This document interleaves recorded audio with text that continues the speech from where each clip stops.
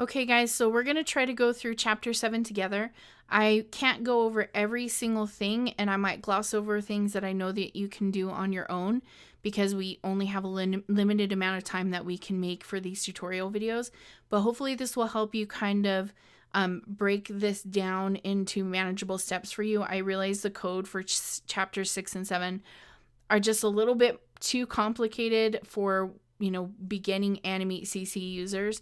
And I wish it would have been more gradual with it, but it is what it is. So the first thing you're going to do when you create a new document is make sure that you choose an Android or iOS Air.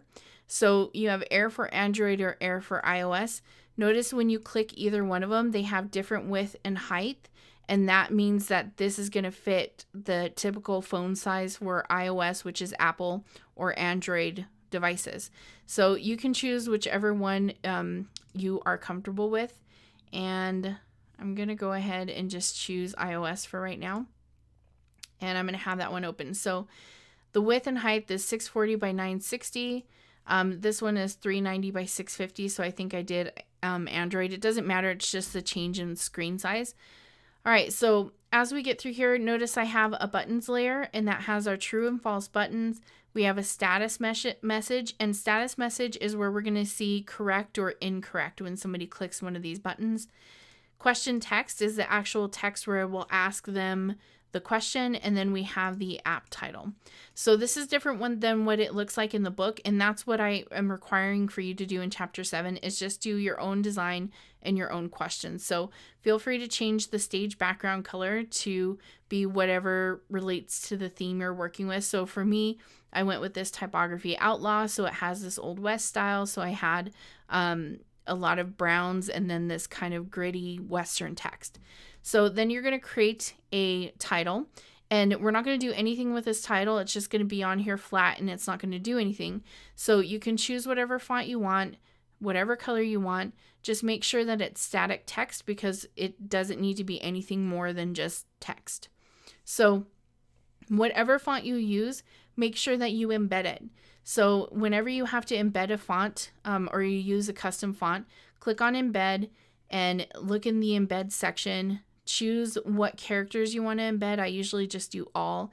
Make sure to give it a name so you know the name of the font, and then click OK. So when I go into library, you can see that I use Dead Saloon and Baskerville, and these little A icons allow you to see that these are the embedded fonts that I created in here. Okay, so in terms of this text was created using dynamic text, so make sure it's dynamic text. And it has a font or an instance name of question text with a capital T for text so that we can use that in our action script. So make sure that you make this exactly the same as what he does in the book. Now, you can put placeholder text in here, and you should. I put question text here, which I believe is what he asks you to do in the chapter.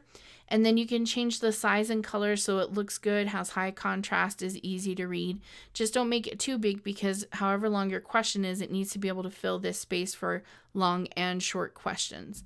So this, we have to make sure it's dynamic text and that we have that instance name and that it's easy to read. The other one, this is just 3 periods, ellipses. I think that's the right way to say that. Again, it's placeholder text. It's going to be where we have incorrect or correct show up.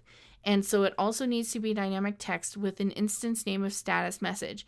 The exact capitalization, spelling, and the actual instance name itself has to be the same as what you type in ActionScript. So you might get an error if you put a capital M here and later on in the ActionScript you put a lowercase m. So just make sure that you're aware that those names have to match. Okay. So the last thing that you're going to do is you're going to create true and false buttons. I have some of those videos on creating buttons on my YouTube channel, so make sure you check those out. But by this point, you should know how to make a button. This is a button symbol with an instance name of true BTN. If we go into the library, the symbol name is called true button with button spelled out. So you have to have a different instance name versus its symbol name. Same thing for false. We've got false button here with button spelled out. And then the instance name is BTN or false BTN. So as I go in here, you can see that the text is on one layer And then we have the shape that changes, just a little bit of gradient for me. He might have done colors, I can't remember what he did with his, but you can design your buttons however works best for you. Just make sure it is a button symbol and it has the correct symbol name and instance names. All right, so now we need to actually get into the ActionScript.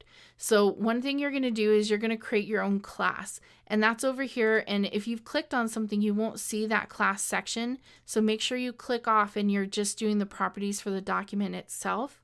And then you go to class, and then he's going to say, what do you want to name your class? So right now I've already created it in this, and I can click edit class definition, and I can come in and edit this class. You're not to that point, so when you do that, you'll see nothing in class, and you'll click edit class definition and make sure that animate is selected, and then you give it the class name. I believe he put com.josephlebrecq.quizgame. Okay, so this is the domain. This is the domain he owns. You'll see in my example, I used multimedia MCC because that's the domain I own. I also own like a couple other domains, so I could have used whatever. That's not really important. You could put a fake domain there if you want to.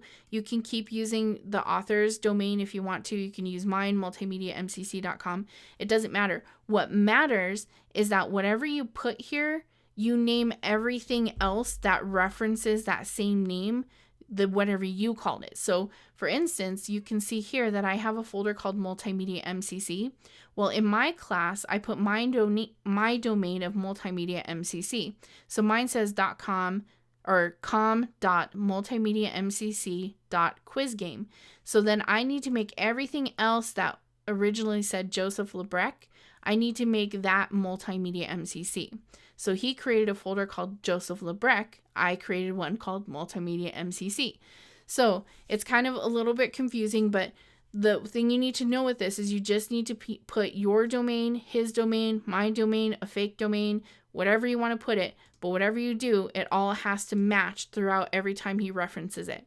Now, what you're doing with creating classes is we're going to create two kind of ActionScript documents, and those two documents will have separate ActionScript to control different parts.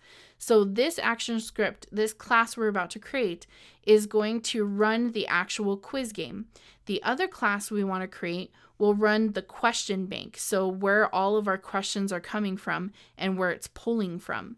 So it's going to be the exact same thing here, but instead of quiz game, it's going to be called question bank. So once you create those, I'll go ahead and hit cancel, and I'll go to mine, edit, and it says which application do you want to edit it in. I always want to edit in Animate. So when you come here, this is my full script. So you can pause this video and really look at the full script on here, and I know it's just a little bit crazy, but he takes you through it line by line. So I'm gonna stop here and I'll scroll down a little bit, so pause it here. Okay, now this one I think I already showed in the previous one, but you can pause it here and compare yours to mine.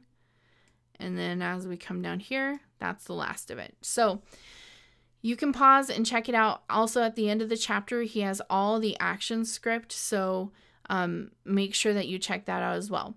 But see how this has Multimedia MCC?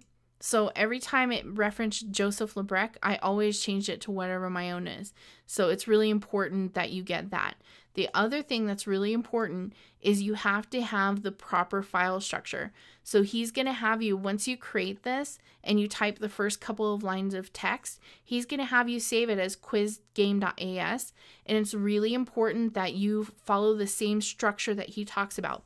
So he'll say this fancy word called directory, like create a directory called com. What he means is create a folder called com.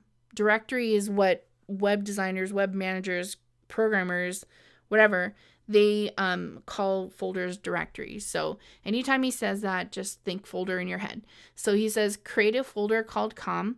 Inside of that folder, create a folder based on whatever name you put in the domain. So his, mine, yours, whatever.